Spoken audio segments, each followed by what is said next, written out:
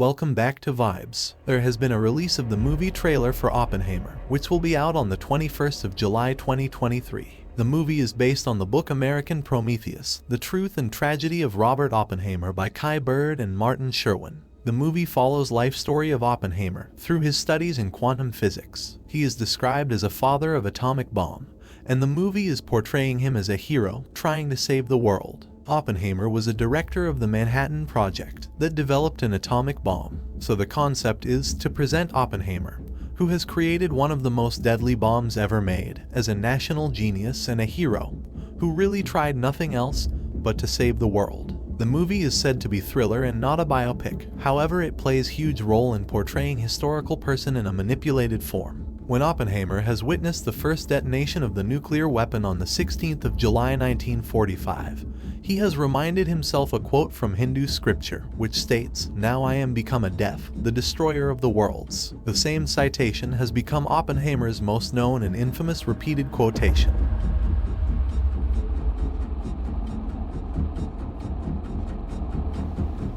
Now I am become death, the destroyer of worlds.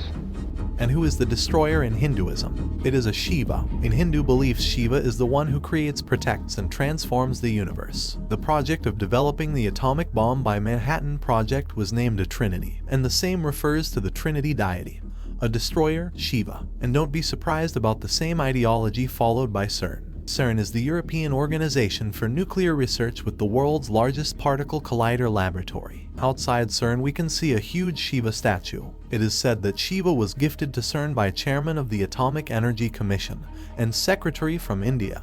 However, there is more to it. They follow the idea that according to Hinduism, that deity danced its way to create existence. They refer to so-called dance from beginning of creation to destruction, being exactly what atoms do.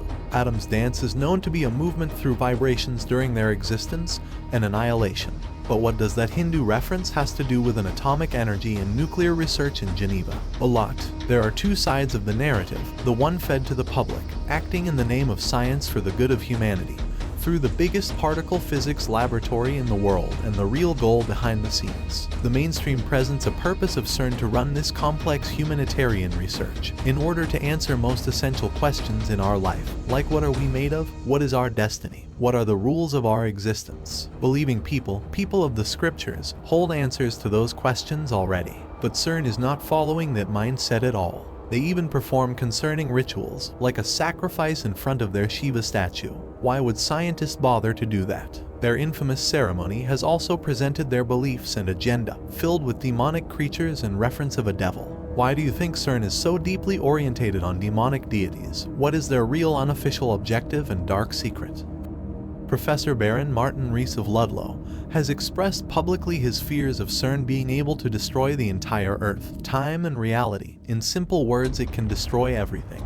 Yet we are told this is all safe. Western agenda is portraying CERN as this amazing scientific achievement of this century. Can any of you imagine the same project to be taking place in the eastern side of the world, especially Middle East? What sort of stories or movies would be made about its role? I am sure most of you know the answers. While media and Hollywood have brainwashed population in believing that anyone owning any nuclear project in the East is nothing else but a terrorist and enemy, and must be eliminated for the protection of humanity. We are being played, so we allow this to take place. Many people speculate if CERN is able to create the portals, open a door for the demonic, dark deities to enter our reality.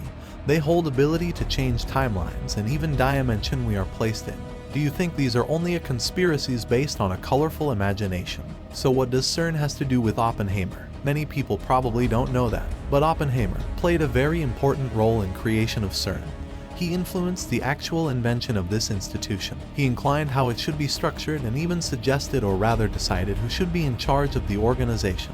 But before creation of CERN, in 1945 there was a Manhattan Project. This was top secret research project with a goal to develop the atomic bomb during the World War II. Oppenheimer was a director of this mission, and Leslie Groves was Army's engineer officer, who also directed the organization along the Oppenheimer. After formation of 3 bombs, they named this project a Trinity. They needed to run a test of first bomb. The bomb was called the Gadget. This was the first test bomb being detonated for testing purposes. I believe this is what movie will portray in some angle. After the test, Groves said to Oppenheimer, "I am proud of you." Groves' assistant, Thomas Farrell, told Graves that now with such bomb they managed to develop, the war will be over. To which Groves replied, "Yes, after we drop 2 bombs on Japan."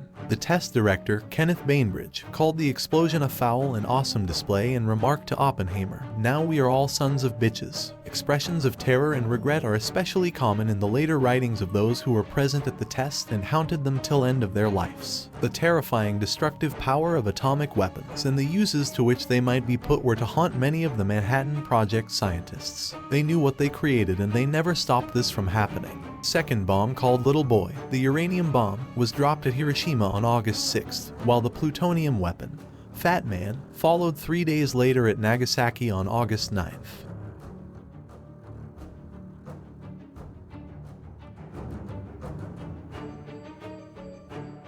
Within days, Japan has surrendered. You see the point of this. We have another movie showing how amazing are Americans, and in current unstable world events, we are yet to be reminded in the cinemas who created this death bomb, and who is on top of world stage. Sadly, most people will fall for this program. It would be beneficial to know all those things before going to see the movie. In less than 7 years after the test, CERN was already operating. So if creation of nuclear bomb is classed as humanitarian and world-saving, what is it needed for? Why we can't oppose their agendas? Why do they need such incredible powerful release of this nuclear energy for? Are they trying to get or break through anything? Like 13 years later during Operation Fishbowl. In 1958, James Van Allen, during the launch of the first American satellite, Explorer 1, discovered a barrier, a blockade between the Earth's sphere and space. This blockage is called what we know today a Van Allen belt, which to our ordinary knowledge is a radiation obstruction. That obstruction would make impossible to get through to the space. So USA has come out with new apparently testing project, like Operation Fishbowl. They have taken nuclear warheads in the middle of a Pacific Ocean and began blasting them up in the sky for the next 3 years until 1961. So what were they trying to break through over that period of time?